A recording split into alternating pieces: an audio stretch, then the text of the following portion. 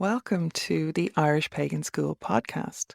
Your hosts are authors and co-founders of the Irish Pagan School here in County Waterford, Ireland, Laura O'Brien and John O'Sullivan. Fáilte. Have I written any stories about cross-pantheon connections? Well, Dagda Bard agus Fáilte. Hi, hello and welcome. John O'Sullivan from the Irish Pagan School. And the answer, not hard to say, yes, I have written some stories about those explorations myself. It came up in community query recently. Can people express or explore their belief in spiritualities between different pantheons? Even if they don't have like genealogy, ancestry, or location from that. And like the answer really in short, without going over the entire video, if you want to know more, it's on the YouTube. Is it's you're free to explore your own processes and your own spiritual growth in your own way. Caveats and addendums, though, do apply, because the way to do that honorably and ethically is to approach the spirituality not as a pick and mix relationship of I make offerings to this and offerings to that and expect abundance and blessings. It's more about building what we call at the school right relationship, this core cuimhneas, oscuilge in Irish. And by having that rightness in that connection and that rightness in that relationship, it means that you have learned the lore of those gods, those deities, those entities, guides, guardians. And you're exploring the culture, the lived culture from which those deities come. So again, not to go back over all of it, I have done that exploration myself as well. It is something that I find absolutely fascinating. And as a storyteller, I explore my ways through story. That's how I relay these processes. And so this particular story is one I wrote quite a while ago, and I thought I'd read it out to share because people have asked me to read some of my stories and see what you think about it. This story is called Two Chairs. The space was filled with silence. There are many kinds of silence. The type that comes once a person passes out of a space of extreme noise. The terrified silence of prey when they sense the presence of a predator. The near maddening silence of sensory deprivation. The silence of the grave, all-encompassing and definitive. The kind of silence that exists comfortably between old friends who do not need to fill the space. This silence was none of those, and in an odd way, all of them. The room was bright but comfortably Spartan. The cold brightness of fluorescent light, not the warm brightness of a fire. What items there were filled a very specific purpose and a very specific space, from the sheathed blades hanging on the walls to the stacks of cards upon the side table, to the dustpan and brush stacked neatly in the corner. Two big armchairs sat one beside the other, their occupants gazing straight ahead, each looking at that which only they could see. Between them stood a sturdy, handmade oak table, on which rested two goblets of red wine, beside the open bottle. Neither glass had yet been touched, as both occupants knew that it was best to let the red warm to the environment and breathe, as the term would have it. Do you think it's going to make a difference? The voice which entered the silence, almost as if it were truly part of it, was deep and resonant, thickly accented from the region surrounding the Nile in the African continent, soft and soothing to the ear.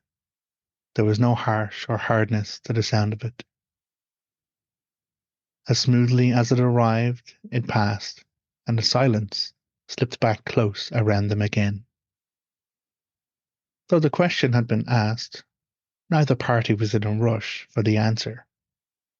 Time was something they were both very keenly aware of, and at this point, time was in abundance for them.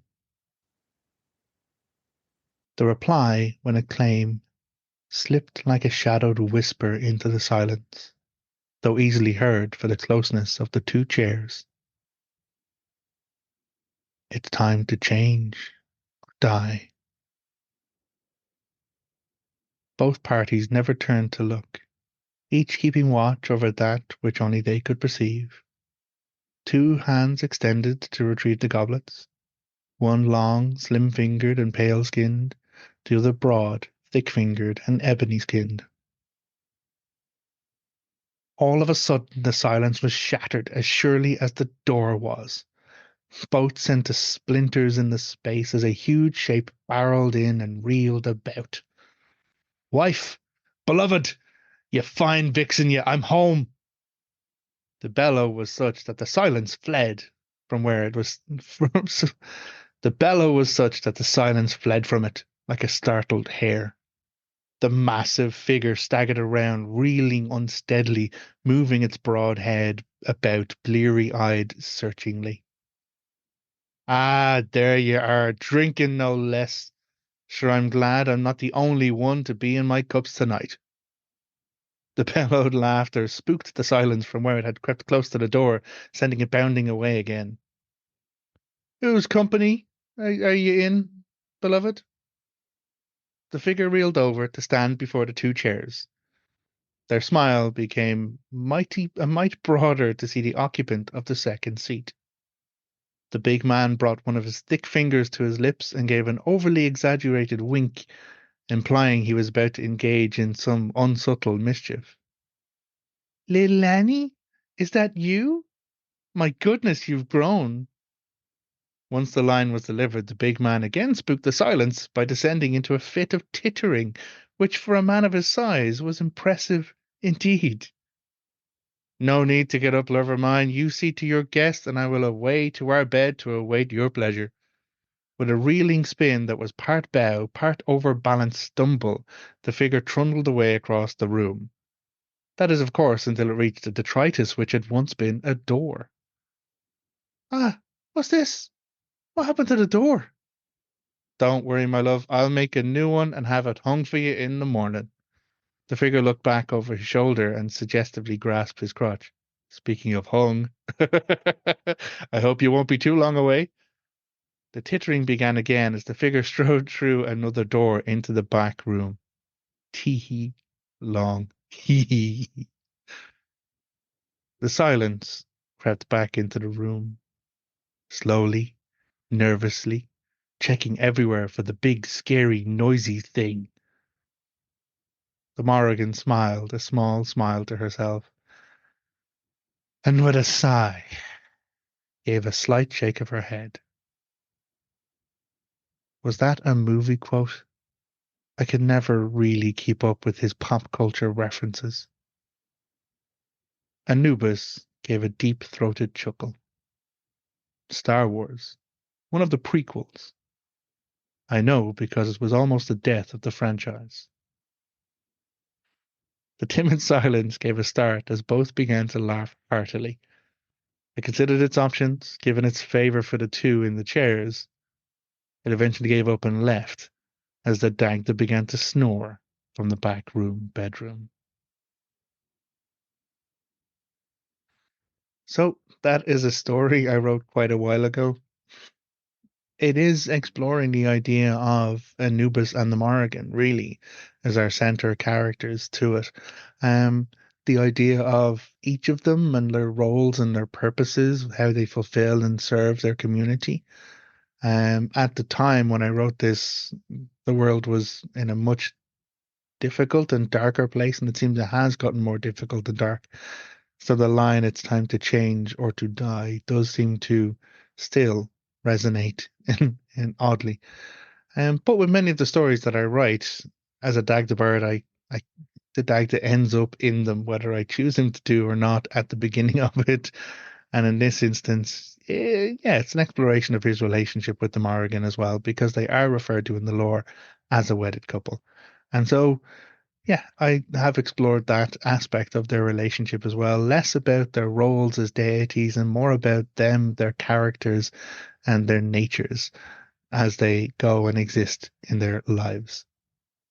So, hopefully that's been interesting for you. I have been many years writing and retelling the old lore as well. That's what I do. I retell the old stories and the old mythology, um, exploring it from new perspective, which is what every storyteller would really should be doing. But sometimes those other stories come in, and those places where I step to explore a narrative, to explore a concept, or just to see where my spirituality takes me as I consider the deities that I honor and work with in my daily life. So, with that, thank you very much for joining me. I do wish you all of the very, very best. If you'd like to know more about the Irish Pagan School, go to irishpaganschool.com. Or if you'd like something free, go to irishpagan.school/free. There's a year's worth of free resources there, from audio to videos to actual full classes to blogs to resources to book recommendations, a whole lot of content that will just get you on the right step going forward as you explore your spirituality. And if you enjoyed my storytelling, please let me know. I do get anxious about it from time to time. And if you'd like more stories, let me know. Shoot me a comment and let me know what you thought. And until next time, look after yourself. Take care. Agus lá. Goodbye. If you enjoyed this podcast, please leave us a positive review in your podcast listener.